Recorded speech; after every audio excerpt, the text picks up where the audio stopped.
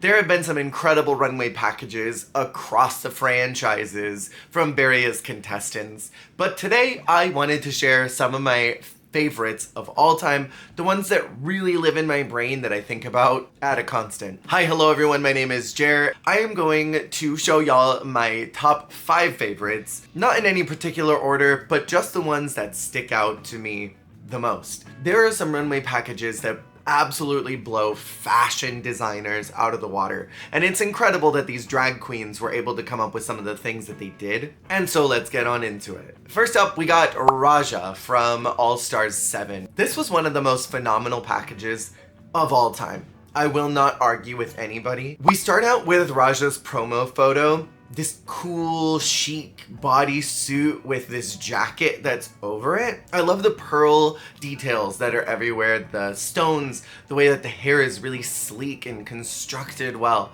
Everything about this is editorial. Her pleather principle runway is one that still lives in my brain even all these years later. I love this aqua snake skin and this cherry red jacket. Again, very editorial. I don't care what the judges said about her Olivia Newton-John Waters runway. That was spectacular. I could see the mustache. I knew what the reference was. Maybe it was a little more sandy than it was John, but the vibe was there. The Realness of Fortune look is so interesting to me because a lot of girls come onto the show that have a specific design aesthetic. They have a thing that they do, high waist, big skirts, fascinators, jackets, whatever. And they're not able to often translate their aesthetic to the runway when it comes time to creating something with their own hands. We see time and time again, all the way back since season 2, where these girlies come in with a fashion point of view, but they cannot recreate those looks in any way, shape, or form. Raja is her own blueprint, and the fact that she was able to take these materials and recreate something that looked like it came from her suitcase is extremely impressive. And then her voile look for Veiled was brilliant. I love this deconstruction of the Vogue cover and then using wordplay here, showing how intelligent Raja's brain is. Being able to take the RuPaul inspiration and translate that through Raja, creating bulk and structure while it also being very sleek, that's something that I look towards Raja for. All the way back to season 3, she was always playing with shape and silhouette, something that was eye-catching and groundbreaking. And distressed is very difficult to do. They can look like a mistake very quickly. And this doesn't look like a mistake. Every shred looks intentional. Her updated C3PO look blew me out of the water, and I still think about it to this day. I think she looks great with this auburn hair. She's playing with shape again, and asymmetry, and multiple textures. It's juicy. And you cannot talk about Raja's package in All Stars 7 without bringing up her finale look. That alien mantis that I think was so different for Raja, because I don't really think of her in a sci-fi universe, but why couldn't she be there? I think of Raja as being high fashion in any era, and why couldn't Raja be a high fashion alien creature? If Raja exists across all decades and time and space, she has really expanded her brand across so many different genres and eras. So why couldn't we go deep into sci-fi? Beyond the Star Wars references, Raja is cool. And her package this season of All Stars was cool. Cool, man, cool. Next we have Miss Fourthalicious. I do love me some Fierce. She's like in my holy trinity of chaos starters on Drag Race. Put her, Xana, and Alexis Mateo in a season of something and you're gonna get some magic. And we saw Alexis and Fierce together in Canada versus the World 2, and their dynamic and the energy they brought to the workroom was fun. But Fierce is a runway girl. Her concepts and the way that her brain works are brilliant.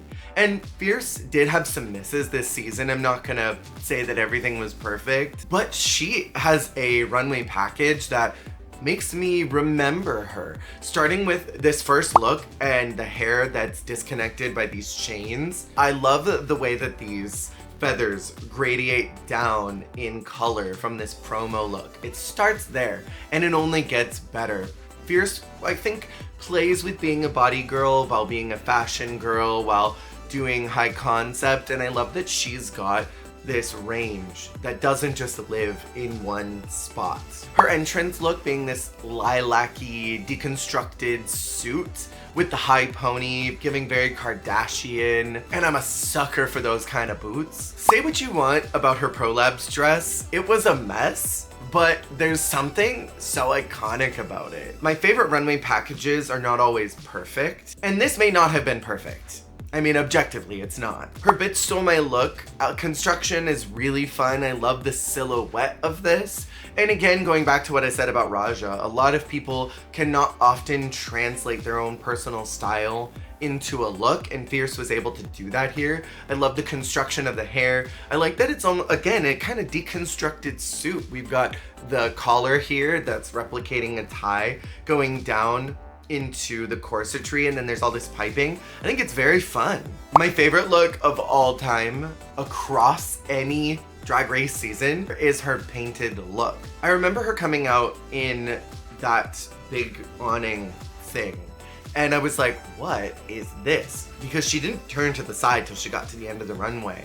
And you see her in this big, bulky thing, and she turns to the side and starts to swing, and with her leg kicked up, it looks like she is actually swinging. The concept of bringing art to the runway should be transformative in its own way. Very similar to like what Mo Hart did in UK versus the World, or what Mick did in All Stars 9. These are some really iconic pieces that you translate to the runway somehow. And it's very easy to make art runways tacky.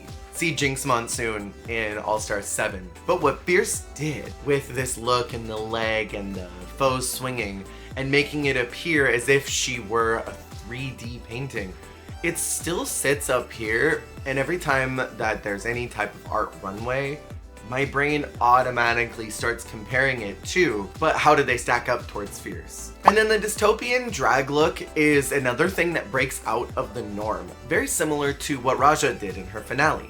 But also, why couldn't Fierce be this bog monster? Why couldn't she be this creature from the Black Lagoon?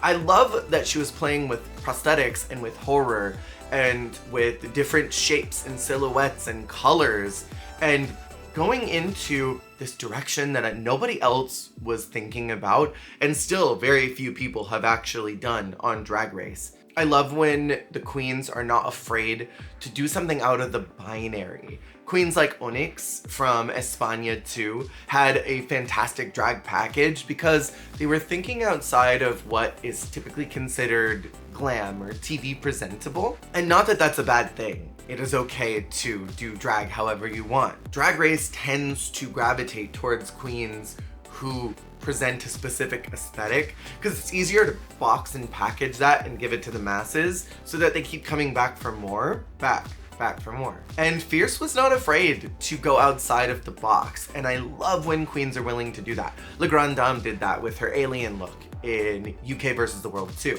I love Fierce's Mask for Mascara look because of this mint green color with the soft bubblegum pink beard hair combo. She looks soft and powerful, and going to this concept of playing with suits, it's a through line of Fierce's looks. I guess up until this moment, I haven't really thought about Fierce's drag as being evening wear, tailored evening wear. And her finale gown with that beautiful, beautiful sapphire blue corsetry, the little puff sleeves, the wavy hair with the diamonds in it, and then that gorgeous, gorgeous necklace that looks expensive as hell. She looks luxe. Next up, that I had a really hard time deciding which of these two girlies I liked.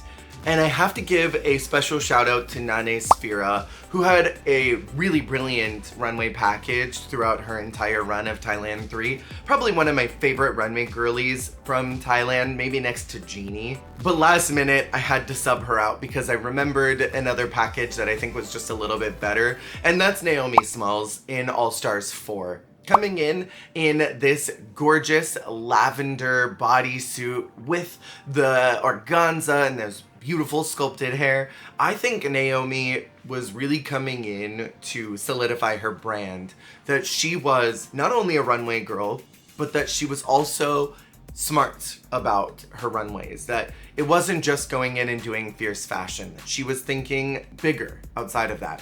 And watching her break down her head to toe on her entire run of All Stars 4 and hearing her thought process and all of it makes me appreciate it even more. Her elegance look is very, very pretty. I love that she went for a more metallic look, which I wasn't really expecting for this runway. And the use of these big paillettes is something that she does later on in the plastique runway. Her Wendy Williams lives in perpetuity in my head. I freaking love the way that she organized that entire snatch game. And in another universe, Naomi would have been maybe the winner of that challenge. Maybe if they weren't pushing Manila, I think it easily could have been Naomi in the top 2. She was so good. Her curves and swerves look being this housewife, where we don't normally see Naomi in a silhouette like this. Very new for Lana. She's fully covered from neck to knees.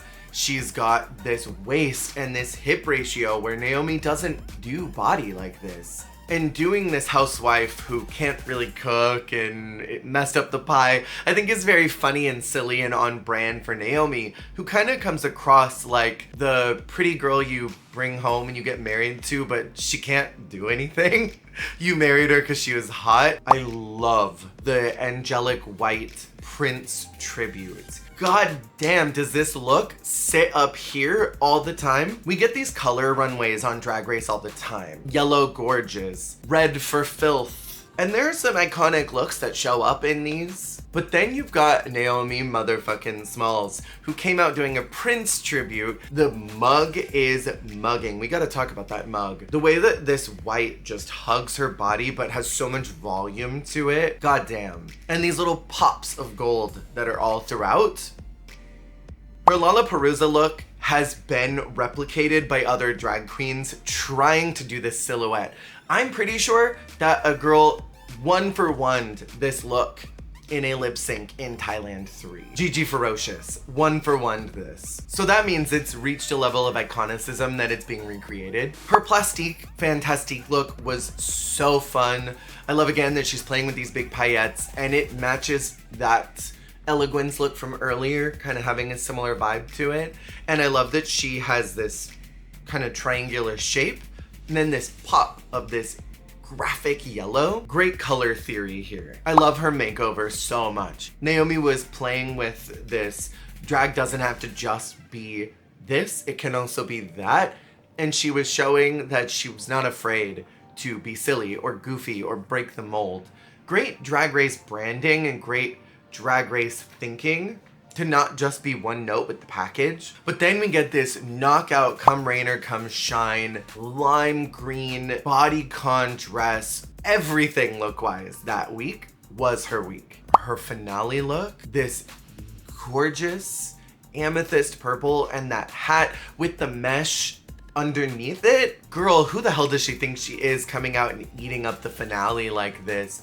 No one has done it like Naomi for a finale gown. I don't think ever, and I don't think anybody since then has. If y'all can remember someone who blew this out of the water after this season, tell me. It's a lot like Fierce's art runway to me. When I see a finale gown, I'm comparing it to Naomi's finale, and they don't stack up. This is how you wrap a bow around your finale because it mirrors her entrance look. It's almost like a part of the same collection. This lavender, lilac, amethyst, purple storyline that travels through the season with Prince being kind of right in the middle. I lived. Next is Perla from Canada 5. God, do I love Perla. She is just a feel-good vibe. Her honey look, I really enjoyed from the very start. Playing with texture, playing with shape, playing with silhouette. I love the way that it looks like it's dripping all the way down. Her entrance look with this black bodysuit underneath. She looks like a bag. like a cute little handbag. But Perla won me over as the fashion girl of the season when she came out in the Naomi outfit. We don't see much of this McQueen runway inspiration on Drag Race, so I was glad to see someone finally do it after all these years, because it's been a long time. I love that she stamped her name on this. She's got this lace underneath that's really freaking cool. The face kini, which is so different and kind of new for Drag Race. Again, a lot of girls don't do that. Perla, I think, solidified herself as someone who I was gonna remember in this very first week. And then the following week, where it was time and place, I wasn't really sure what to expect from anybody. It was a cool prompt, but I didn't know what anyone was gonna do, because there's a lot of ways you could tackle that. Doing this Jack the Ripper, but as a femme bombshell, this big up-scooped red hair, the slash of blood that's right here, and the way that everything's kind of distressed. It looks high fashion, it's nipped in. There's silhouette and shape, and it trails behind her. It was memorable. Her slow-mo look was super cute. It was very Judy Garland, gets off of the trolley. I love these red shoes, and nothing makes me happier than a flouncy skirt with long socks. Her fast fashion was very fun as well. Like I mentioned with Raja, a lot of girls come in and have this fashion idea of who they are, but can't translate that onto the runway, and I really do like this a lot with the chains and the way that it's asymmetrical and not just its shape but also in the color story. Her alien superstar look is one of those looks that blew me away the moment it came out. I love the big cock rings on the head. I love the color textures, and you zoom in and there's a bunch of little things on it that create depth. Gorge. Her finale gown being something that we saw a lot of Lexi Love doing in season 17 was also really fun. I love the bodysuit with all of the shimmer and the sparkles and the way that the fabric drapes down around into those feathers that line the bottom trim. It's a very familiar silhouette, and it's whimsical. And we didn't see a ton of whimsy. We saw a lot of great concepts, a lot of fierce presentation, but not a lot of just fun and silliness. And I think this is very fun. And my final favorite runway package of all time, this is a queen who definitely did not get as much airtime as the others, but made maybe the biggest impact, and that's Charity Case. Starting out with the promo look, having this purple bad dragon, we do not get girlies on Drag Race that branch into what I think most of us would consider horror drag. And I love that Charity was not afraid to do what she does, do oopie spoopy, and no, it's probably not gonna be taken well on the runway, but I'm gonna do it anyway. Because we all know, Rue and Michelle have a very limited scope of what they consider CUNTY, and this was it for me, and I think a lot of people who gravitate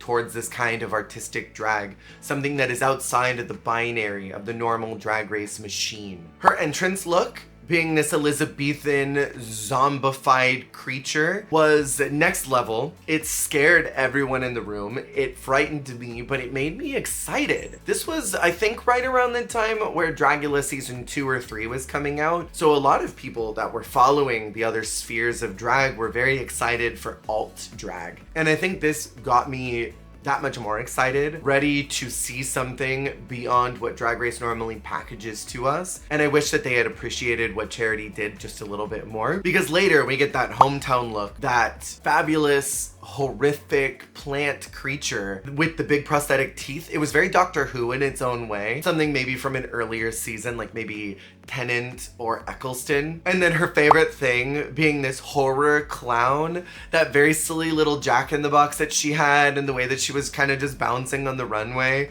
I love, love, love this look, the tendrils that come off. And I so desperately wish that they cared about what Charity did. And imagine in some alternate universe where it was Charity and Crystal in the top 2 week 1, Victoria would have never lip sync and wouldn't have hurt herself week 1 and probably would have gone farther in the competition. So in another universe where Rue and Michelle appreciated this more and put it in top 2 with Crystal, Victoria would have gone to the finale probably. The very next week, she came out in this glamour puss 1920s Great Gatsby flapper inspiration hitting to the floor gown. I love all the plumes of feathers and the headdress and the little bag that she's got. the corsetry, the way that there's beading on it too. It showed that she wasn't just able to do one style of drag. And I think going to season 4, where we have our queen that is redacted, she stuck to her drag aesthetic for a couple weeks, and she showed that she could do a little bit more, and nobody really has done that since then. Evie tried really hard, but even then, Evie was sort of leaning in on weird. Evie wasn't doing horror, and Charity was doing horror drag and showed that she could do glam as well. I love the versatility, and this creamsicle orange pops on her skin. Her Happy Campers look, being this terrifying, scary little evil bunny that infiltrated the Happy Campers and stole their uniform and is murdering them one by one, was the storyline I got. She's representing camp horror, and I love that. Her Spice Girls look was one that I think is the most unique of the bunch, because she wasn't just doing a generic Spice Girls look.